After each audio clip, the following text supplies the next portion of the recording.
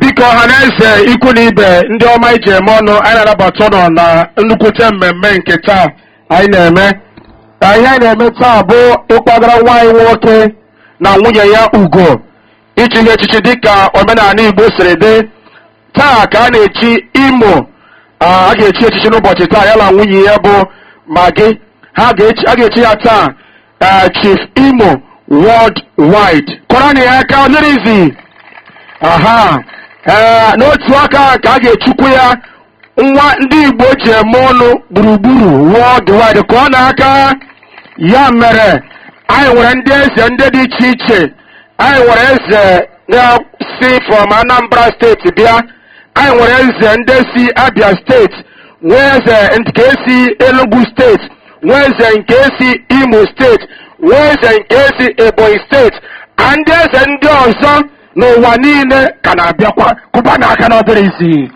Yes, ọhịa agbakọtara taa ka echie ya echichi Chief Imo Worldwide. N'otu aka ka a ga-echukwu ya ofu nwa ndị Igbo ji eme ọnụ na nke obodo anyị a gburugburu kụba n'aka n'ọdịrịzi. Biko ka anyị nabata eze anyị. Anyị nabata His Royal Highness eze na Abondo Miego. That is His Royal Highness Eze Charles Emeka Yakudo, the Ezra III of Ekwe, Ancient Kingdom. His Royal Highness Eze Emeka Yakudo, Eze Mandonachi, Eze Eke Mawai Omo Ekwe.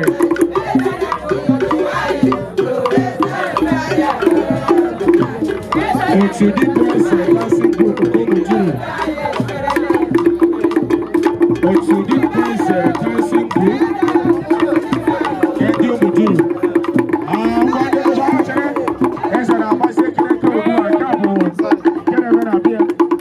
What's it? As a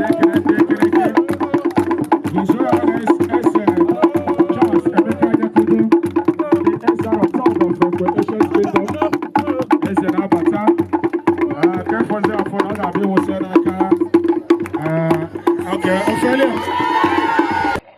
N'ihi nke a ka a ji nwee ndị otu egwu ndị dị iche iche. Ndị mbụ so ga-abata bịa ịgbara ya egwu ugbu a bụ ndị otu Okwesileze dancing group. Ọhawa ga-abata ịgba ya egwu. Biko kọrọ na ha aka o, kọrọ na ha aka o.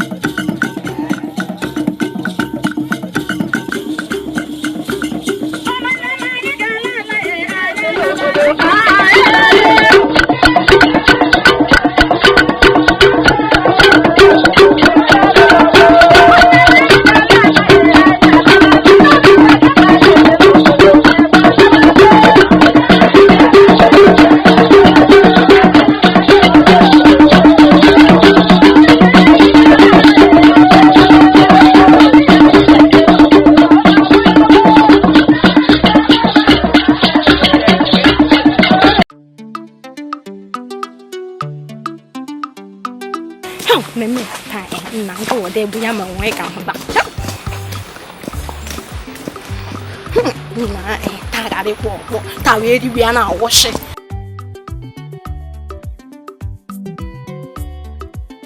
Wo de bu wanne. Abi kaka. Kaka ebe. Yey! Awe nodo. Ogwo wo no na ala ekwa na ama ha na echige chief Imo, echichi chief Imo worldwide. Wani ile tata. Hey! Chief Imo wani ile. Eze Anambra State na-abịa, eze Enugu na-abịa, eze Abia State na-abịa, eze Umuahia na-abịa, ifu na eze kwa anyị n'obodo ukwu Sheboshi patawa n'ala taa. Hey, nne, asị mmadụ ime isi ga ihe. Onye bụ Chief Imo? Who is Chief Imo? Who will help? Efi one ka ọ kwatugo n'ala ya. Efi one ka ọ gbugoro. A na-echiri ya Chief Imo. Akwa onye a na-echi Chief Imo akwa mmero n'ime ofie ebe na-egbu akwụ. Onye sa na-echi chief. Biko don kokwana ya abịa m na-akụ again. Ee! Ihe akwanụ ndị ihe ọma na-asọ nsọ nọ n'obodo a. Ndị anyị ukwu, ndị obi ukwu. Na-enwere biko, eji n'ọnwa ayo bụrụ onwe ma. Ndozichiri ọnwa ụbọchị taa lenu. Ma ga na ịga ngwa na anụ m se nwe ụmụ okorobịa ndị sheshilo. Ndị rijiri afọ ọdụ ndị rekọnụ na anyị shi na-ada agbachi ike.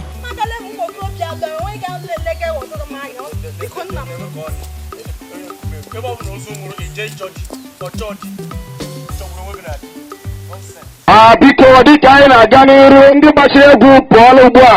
Ndị otu ọzọ ga-agbara anyị egwu ga-abụ ndị otu Igbo dancing group. Biko ga-akụpụ n'aka mgbe ha na-abacha bụ ịgba egwu. Kụba n'aka ha abachago.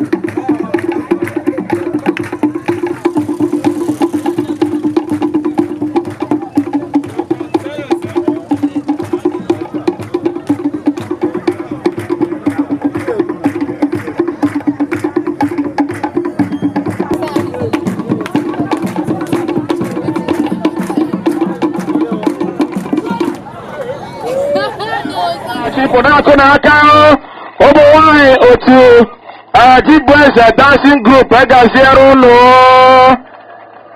biko ụnụ ma ihe a na-eme na-aga ọfụma. Ndị otu ọzọ ga-abata ịgbara ya egwu ga-abụ ndị mmanwụ ha nwa na-abata ugbu a. Anyị anabata Agụeze nwamba n'uzo ofu ụmụ tụrụ ekwe nwa mụrụ taa otu echi. Biko anyị anabata ya Agụeze nwamba n'uzo. Anaghị agba ya dị ha. Ọ bụrụ ma ị naghị agba ya ị na-eleso anya. Agụeze nwamba n'uzo anabata ya ọ na-eme nke ya.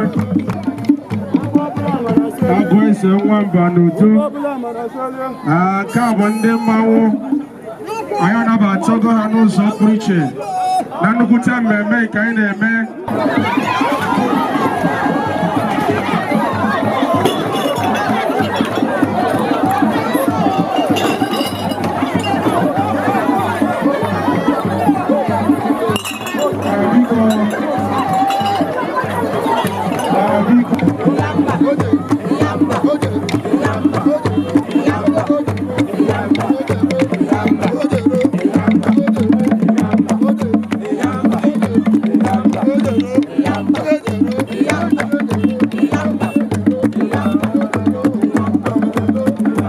Igbo kwezuonu tata bụ ụbọchị akara aka. Ọ ụbọchị ndị Igbo niile n'obodo anyị zukọtara ọnụ ka echie nwanne anyị nwoke a bụ Imo na odozi akụ ya echichi. Imo wee ofu nwa eji eje mba. A na-echi Imo echichi iji wee gbaa ume maka mbọ ọ na-agba n'ịkwalite omenala Igbo, mbọ ọ na-agba n'ịkwalite asụsụ Igbo, mbọ ọ na-agba n'ịkwalite ọdịmma ndị Igbo. Ọnya ka ndị igwe niile, ndị nke si na Anambra steeti, si n'Enugu steeti, si n'Imo steeti, si n'Abia steeti, si n'Ebonyi steeti ji wee zukọta ọnụ wee sị na a ga-ejikọta aka ọnụ tata tinyere mmadụ niile a n'ebe a wee buru okpu ndị chief wee doga Imo na lọọrị ya n'isi tata. Ya ka m nwere igwe eji ekwu okwu ha fee n'aka igwe obodo anyị a ya maka bụ onye ndu igwe ndị ọzọ niile dịka o si kwesị kwụpụ n'aka.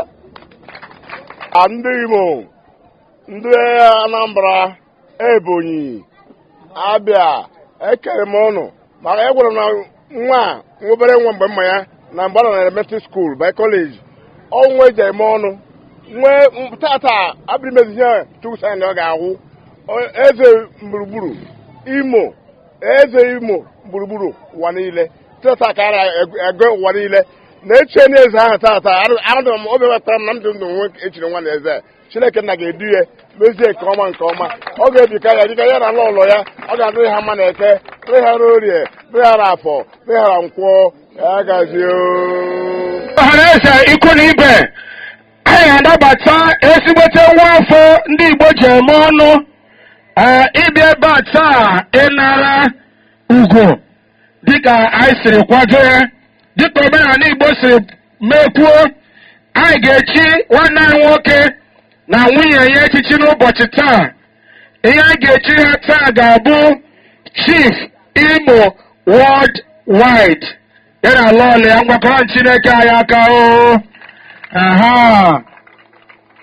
ugwo bụ nkwanye nwaanyị ji mụta ibi ya n'ihi ihe ndị niile ọ na-eme n'obodo anyị. Yawa ga-abata ugbu a ka ọ bịanara echichi nke a ga-echi ya. Ya bụ ndị na-aga ozi n'obi eze.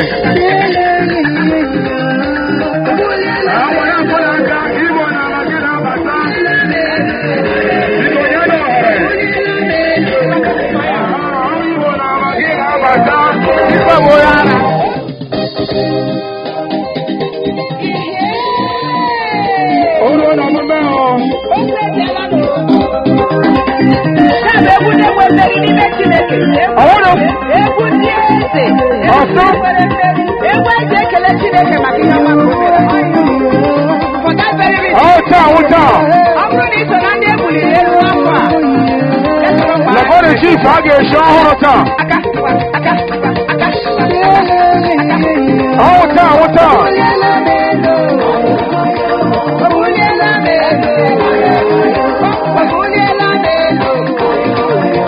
ọhịa ya na ala ọla eso na-abata lekwenụ isi ma site ọ ga ụlọ ọlọ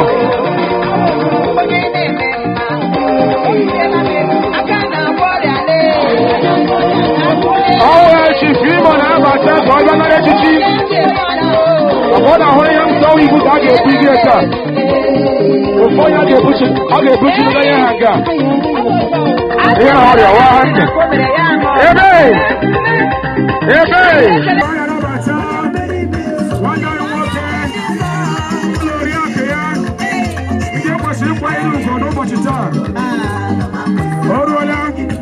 awa abatago biko kọrọ Chineke anyị aka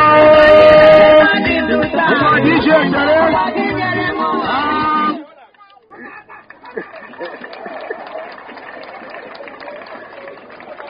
Imo ga-abakwa ndị ichie ndị igwe ibe m ka anyị gakwuo ya okwu gosi na ọnwa afọ nwa mụrụ amụ ọ ga-aza mgbe tatara ụmụ niile ebi ebi o ka anyị gaa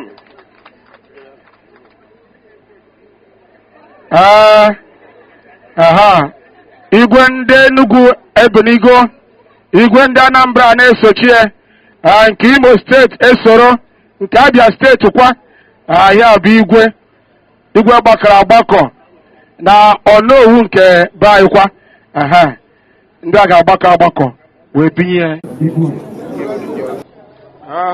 ọ ga-eruola mgbe ndị igwe niile ga-agbakọta ugbu a bụrụ echichi a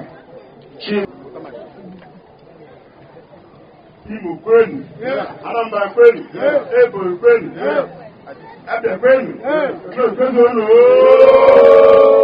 tata bụ nwa afọ anyị ji eme ọnụ Imo, Chief Imo worldwide. Taa ka ndị Imo ndị igwe niile nọ na East Nigeria na-ekpe n'okponsi a ọ ga-adịrị gị ma ị ga-adị ndụ ị ga-ekpuru onye n'isi jee mụta ụmụ gị na nwunye gị ọ ga-adịrị gị ma na Eke na Orie na Afọ na Nkwọ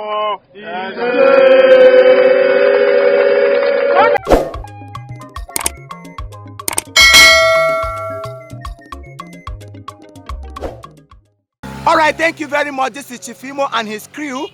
We beg all of you to keep subscribing to our channel, Chief Imo Comedy on YouTube. As you do that, God will bless you. God will